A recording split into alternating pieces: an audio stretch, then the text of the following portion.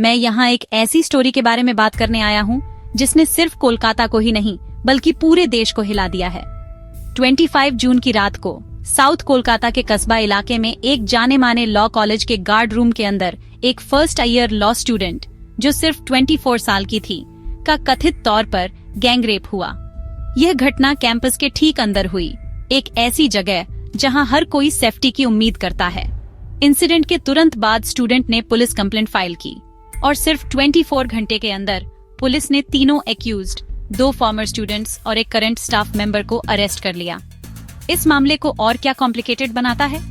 तीनों कथित तौर पर रूलिंग टीएमसी पार्टी के स्टूडेंट विंग तृणमूल छात्र परिषद से जुड़े थे।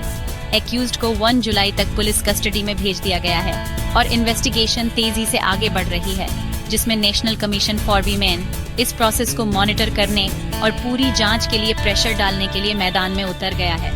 लेकिन अरेस्ट तक शॉकवेव्स नहीं रुकी। पॉलिटिकली ये केस फट गया। बीजेपी ने स्टेट गवर्नमेंट की क्रिटिसाइज करने में जरा भी देर नहीं की, लॉ एंड ऑर्डर में फेलियर को बताया और यहाँ तक कि एक्यूज्ड के लिए पॉलिटिकल प्रोटेक्शन का भी हिंट दिया। वहीं टीएमसी ने तीनों को पार्टी से निकालकर जवाब दिया और यह क्लियर कर दिया, क्रिमिनल्स के लिए कोई जगह नहीं है, जस्टिस मिलेगा।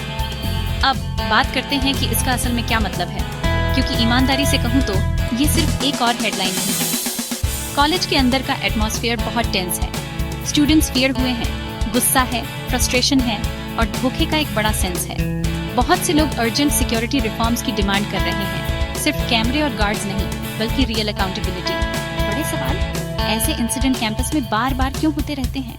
टॉक्सिक पावर डायनामिक्स को बढ़ावा देने में पॉलिटिकल स्टूडेंट ग्रुप्स का क्या रोल है? और एजुकेशनल स्पेसेज में भी वीमेन के लिए बेसिक सेफ्टी इंश्योर करना इतना मुश्किल क्यों है?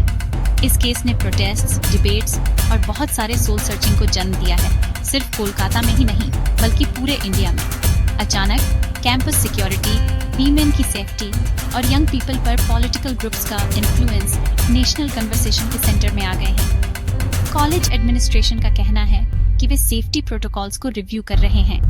पुलिस और एनसीडब्ल्यू एक फास्ट, फेयर इन्वेस्टिगेशन का प्रॉमिस कर रहे हैं, लेकिन अभी के लिए डर का एक गहरा सेंस है और जस्टिस की एक डिमांड है जिसे इग्नोर नहीं किया जा सकता। मुझे पता है कि यह एक डिफिकल्ट टॉपिक है, लेकिन यह इम्पोर्टेंट है कि हम इन रियलिटीज का सामना करें और चेंज के लिए पुश करते रहें। अगर आप एक स्टूडेंट हैं या कोई ऐसा व्यक्ति है जिसे कैंपस सेफ्टी की चिंता है, तो अब बोलने, बेहतर की डिमांड करने और एक दूसरे का ख्याल रखने का टाइम है। इन्फॉर्मेड रहने के लिए थैंक्स। अगर आपके पास कोई थॉट्स या एक्सपीरियंस हैं जिन्हें आप शेयर करना चाहते हैं, तो उन्हें कमेंट्स में ड्रॉप करें।